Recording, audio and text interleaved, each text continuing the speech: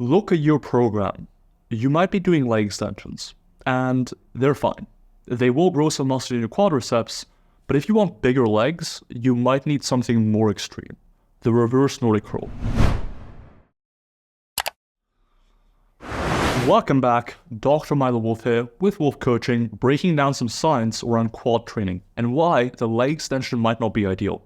There are about 3 reasons why I think the leg extension isn't the best quadricep isolation exercise. First, most people's knee flexion range of motion, in other words, how much they can shorten and lengthen the quad, is around 150 degrees of knee flexion. So if you wanted to maximize the stretch on your quadriceps, all else being equal, you would need to flex your knee to about 150 degrees. Importantly, the way most leg extension machines are built, you're getting 90 to maybe 110 degrees of knee flexion. So you're missing out on about 40 to 60 degrees of knee flexion range of motion that could be providing a better stretch on your quadriceps. Similarly, most leg extension machines have your hips flexed to about 90 degrees. Why is this important? Well, one of the parts of the quadriceps, the rectus femoris, is also a hip flexor, which means that when your hips are flexed, it is more shortened. So both in terms of the knee positioning and in terms of the hip positioning, the leg extension tends to be more of a shortened exercise. Now you might say, I can just extend my hips just like the good old Tom Platz did, to increase the stretch on my rectus femoris and circumvent that issue of the leg extension machine. That is fine, and it might work to an extent, but the issue there is that it often leads to a reduction or compensation in knee range of motion, where you could actually be reducing the stretch at the knee on the quadriceps by extending your hips. So issue number 1 is that it reduces range of motion at the knee. It doesn't maximize the stretch. Issue number 2 is that it flexes the hips, shortening the rectus femoris even more. And finally, there is issue number 3. The way most leg extension machines are built, it is most difficult in that shortened position and easier in that stretched position. Why is this one an issue? Well, based on the evidence we do have on resistance curve and hypertrophy, and there's not a lot of this, we do want to have the most tension probably in the stretch position versus the shortened position. The 2 studies we have, one is a study by Nunes and colleagues comparing the cable preacher curl to the barbell preacher curl. In the barbell preacher curl, you have greater amount of tension in that stretch position, finding slightly more hypertrophy with a barbell preacher curl. The difference was quite small, so I'm not sure there's a true effect here, but it's worth noting. The second study is a study by Zabalide Corey and colleagues where they compared the incline curl, an exercise where there's very little tension at the bottom, to the preacher curl, or an exercise where there is quite a bit of tension at the bottom of the rep. While the biceps are more stretched in the incline curl, there's simply less resistance at the bottom. Conversely, in the preacher curl, they are less stretched because the shoulder is flexed, but there is more resistance at the bottom. And the exercise where there was more resistance at the bottom and less at the top saw better hypertrophy. The preacher curl grew the biceps to a greater extent compared to the incline curl. And finally, some preliminary results that may or may not have been published at the time of this video by our own lab with Stian Larsen up in Norway compared 2 approaches. With one arm, participants were doing cable curls with their arm neutral by their side. The cable was set up so the resistance was greatest at the very bottom. With the other arm, they also had the cable set up in this fashion, but they hyperextended their arm to stretch out the biceps even further. In both cases, the resistance was maxed out in that relatively stretched position. What did we find? Well, bicep hypertrophy was pretty similar in both cases, suggesting that at least in the biceps, maxing out the tension in that stretch position is quite important, and in fact, might be more important than just maximizing the stretch on the muscle. All of that to say, broadly speaking, having more tension in the stretch position appears to be beneficial for hypertrophy. And the leg extension does the opposite of this. It puts more tension in a shortened position. So how exactly does a reverse Nordic curl address these issues? Well, first off, it provides a maximum stretch on all 4 heads of the quads at once. You can get all the way to 150 degrees of knee flexion. And additionally, by extending your hips, you're also maximizing the stretch on the rectus femoris. So you're both getting an additional 40 to 60 degrees of knee flexion, getting a deeper stretch, and you're also extending your hips, maximizing the stretch in the rectus femoris. Now you might be saying, but doc, everyone can do leg extensions. Not everyone can do reverse Nordic curls. And there is absolutely some truth to that. Just like some people find leg extensions painful on their knees, you might find that reverse Nordic curls are painful on your knees. But most people can do some version of the reverse Nordic curl to good effect. Even if you can't go all the way back because you're not yet sufficiently strong, flexible, or anything else, you're still likely getting a deeper stretch on your quads than you would during leg extension. The reverse Nordic curl starts at 90 degrees of knee flexion, which is, for a lot of leg extension machines, roughly the bottom position. Likewise, for the rectus femoris, keeping your hips extended, you're getting a deeper stretch on the rectus femoris almost no matter what. compared to a leg extension. With that being said, the further you lean back and down, aka the more knee flexion range of motion you go through, the more of a stretch you get on your quads, the more effective the exercise likely becomes. But even if you can only go some of the way back and then you have to come back up, as long as you can get at least 5 reps, it is still a pretty effective exercise. Over time, instead of adding reps, I would aim to get deeper and deeper. And the final reason I think the reverse Nordic curl is better than leg extension is because it also maximizes tension in the stretch position. In the leg extension, tension is maximized in a shortened position. Meanwhile, in the reverse Nordic curl, it gets harder and harder as you go down and get into that stretch position. But all of what I just said was based on scientific principles and not on direct findings in the quads.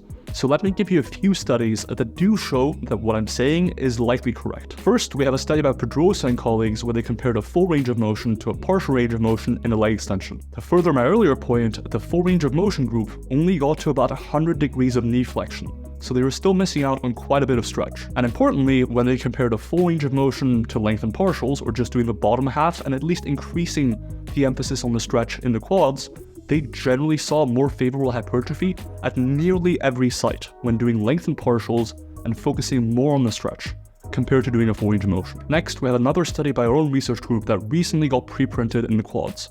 We compared doing leg extensions single leg either with 90 degrees of hip flexion or 40 degrees of hip flexion. Because the rectus femoris is more lengthened when extending our hips in a 40 degree of hip flexion condition, we would expect to see more hypertrophy of the rectus femoris in that condition. And that's exactly what we saw. We observed around 50 to around 170% more hypertrophy when training in a more lengthened position for the rectus femoris. So both when it comes to focusing on the stretch as far as the knee range of motion goes in the Quadriceps study and increasing the stretch on the rectus femoris in our own study by Larson and colleagues, there seems to be a benefit of focusing on the stretch for the quads. And finally, there is one study, and it's not in the best journal ever, that looks at the effects of the reverse Nordic curl on hypertrophy.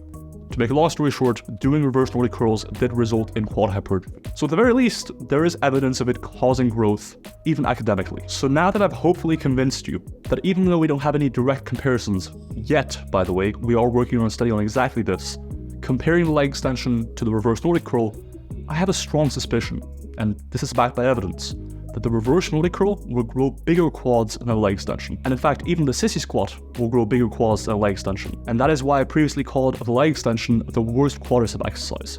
Because amongst alternatives in the quad isolation exercise category, leg extensions, sissy squats, and reverse Nordic curls, it is probably the worst one.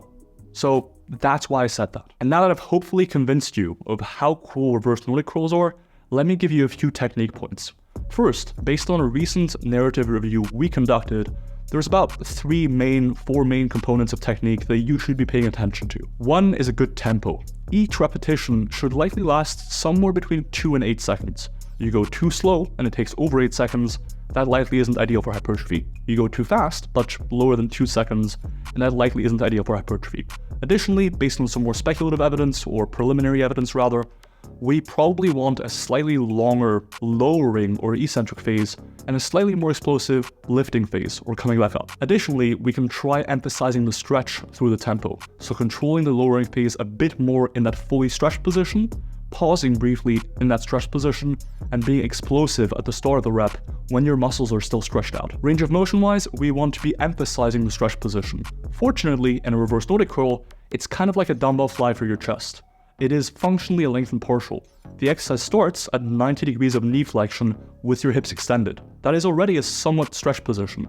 It's about the most stretched your quads would get during a leg extension. And so you probably don't need to do lengthened partials on reverse Nordic curls, although you certainly can if you hate yourself. The third component of good technique is minimizing the involvement of other muscle groups. In this case, there's not really any other muscle groups that could get involved. Only your quads are really responsible for extending your knees. With that said, we will want to keep technique pretty strict, and I'll come to that in a second when I walk you through how to do the reverse Nordic curl step by step. And finally, the fourth component of good technique that isn't in the paper, but that I use as a coach, is to minimize the pain being experienced throughout the lift using a technique that causes the least pain, and also using a technique that you prefer. When it comes to pain, positioning your feet in a certain way or pointing your knees out or in a little bit more might be a bit less painful. If you find that one variation of your technique or positioning consistently causes more pain than another, and both technique variations still adhere to all of the components of good technique I mentioned earlier, you probably want to pick the one that is less painful. Secondly, if you prefer going a little bit slower, for example, a 4-second eccentric versus a 2-second eccentric, you can do that too. As long as you're within the effective tempo range, you're focusing on the stretch, and you're minimizing the involvement of other muscle groups, you might be doing quite well. Before I go into technique, this lift will likely take 2, 3, maybe 4 sessions to start feeling comfortable.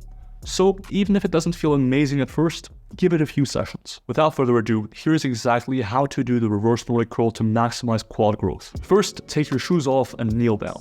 You'll probably find it more comfortable to be on a surface that's somewhat soft. To make the lift a bit more stable, consider slightly elevating your feet. This might also increase how deep you can go a little bit. I use a mat folded underneath my feet, but you can experiment with different items. First, extend your hips fully. This will maximize rectus femoris stretch. You could even hyperextend your hips a little bit. If you can bang out 5 reps of these pretty easily, consider arching your back for a bit more challenge in the stretch position. A word to the wise: if you do this, that will slightly increase rectus abdominis or overall core involvement.